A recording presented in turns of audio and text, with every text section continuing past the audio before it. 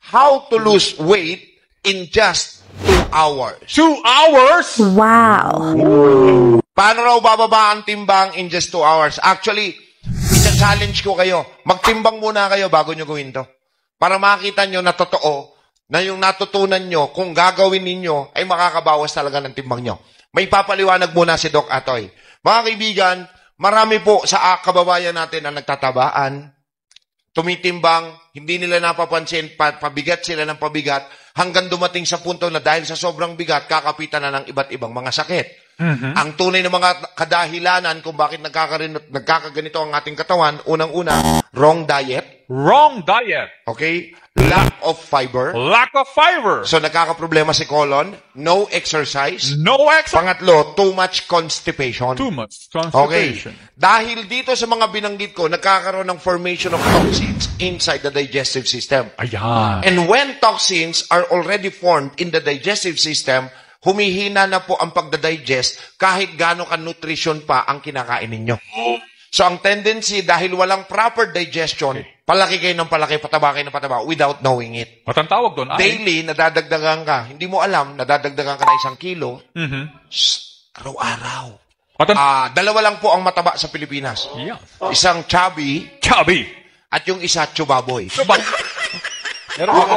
At dahil sa mga toxins na to, makinig, dahil sa mga toxins na hindi nyo mailabas properly, ayun na, magkokos na po ito ng pagsisimula ng iba't ibang sakit. Ano-ano yan, mga kaibigan? Kung wala kayong colon cleansing at simulat sa pool, hindi pa kayo nakapag-cleansing ng colon. Diyan po nagsimula kung bakit kayo may sakit ngayon. Yan. Always remember this, 90% of diseases nagsimula sa GIT. Ano yung GIT? Gastrointestinal tract. So, kung gusto mong hindi magkasakit, linisin mo yan. Hindi kayo dadapuan ng sakit. Okay. Ano-ano ang mga nararamdaman ng isang tao kung paano nag-uumpisa yung mga sakit? Pagka walang colon cleansing, eto, anong una nararamdaman? Bloatedness. Yan yung pagkakain mo, parang hirap ka huminga. Parang ganun.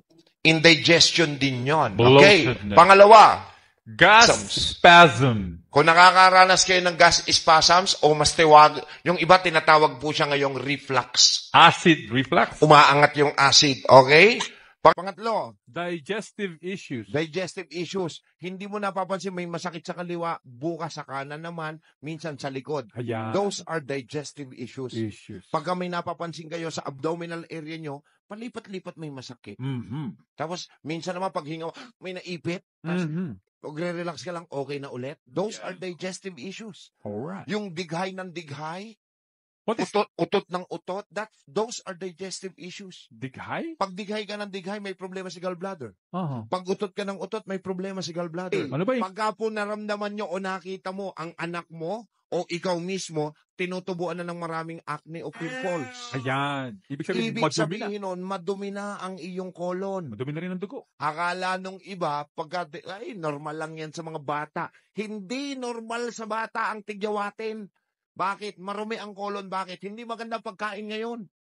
Sanay na sanay kayo sa fast food. Totoo hindi. At hindi na tinuturuan kumain ng gulay ang mga bata.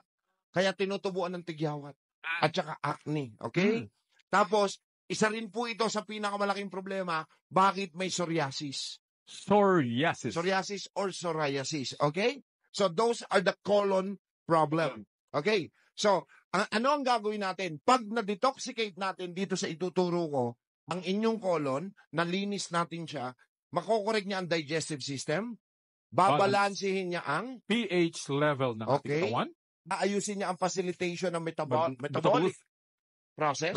Okay? Pati ang hormones mababalanse kapag malinis ang colon. Number 5, kung ikaw ay nagkakaroon ng pamamanas, fluid retention, edema. Manas. Okay? So ano ang gagawin natin? Ito na, ang inaabangan nyo. Subukan nyo ito. Pagkagising sa umaga, ito ang mga ingredients na kailangan. Are you ready? Kailangan mo ng 2 teaspoon of Himalayan salt. Himalayan salt. Hindi pwede iodized, hindi pwede rock salt. Himalayan salt. Okay, ulitin ko. 2 teaspoon, 2 kutsarita na Himalayan salt. Ihahalo mo siya sa 1 liter na tubig. 1 liter na tubig. 1 liter. Alam niyo no? 1 liter, ha? Okay? Tapos, i-squeezean mo ng kalahating lemon. Lemon. Okay? Okay. So, paano natin gagawin yan? Yung tubig, initin mo. Kailangan warm heat. Pero hindi aabot sa kulo. Painitin mo lang. Pagka sinalang mo yung 1 liter na tubig at nakita nyo umusok na, hindi pa pakulo, okay na yon. Ilagay mo ngayon yung 2 teaspoon ng Himalayan salt. Pagkatapos, pigaan mo ng lemon. Haluing maigi, tanggalin mo na sa apoy kasi kukulo na yan, di ba? Basta mainit na, tanggalin na sa apoy hanggang sa matunaw yung salt. Pag tunaw na yung salt, ready for drinking na yon. Pero may catch dito. Listen, May catch. kailangan maubos mo yon in 7 minutes time. 7 minutes. 1 litro, 3 baso lang yun. Ano ba kayo? Pag lumagpas ng 10 minutes, huwag nyo nang inumin. It will not be effective. So, talaga may time frame. May time frame. 7 minutes. Totoo po ito ha. Lahat ng nilulutong pagkain, may time lapses. Ngayon, makinig maigi ha. 7 minutes. Pagkatapos yung mainom yon, humiga kayo. Pwedeng sa kama or sa sofa, i-massage mo yung colon mo. Paano yung mamasal? Mararamdaman mo in 30 minutes time, may nag-uusap-usap sa loob ng tiyan mo. Oh, Mararamdaman nyo may crumbling effect. Hindi masakit. Crumbling. Ganyan. Tapos, pag naramdaman nyo yun, kayo sa trono. Oh. Okay, may ibang tao na isang beses lang lalabas. Yung dumi. Meron naman dyan 2 to 3 times. Dahil sobrang dami, okay, pwede na ulit kayo magtimbang. At magugulat kayo na yung bigat mo pala ay puro toxins lang.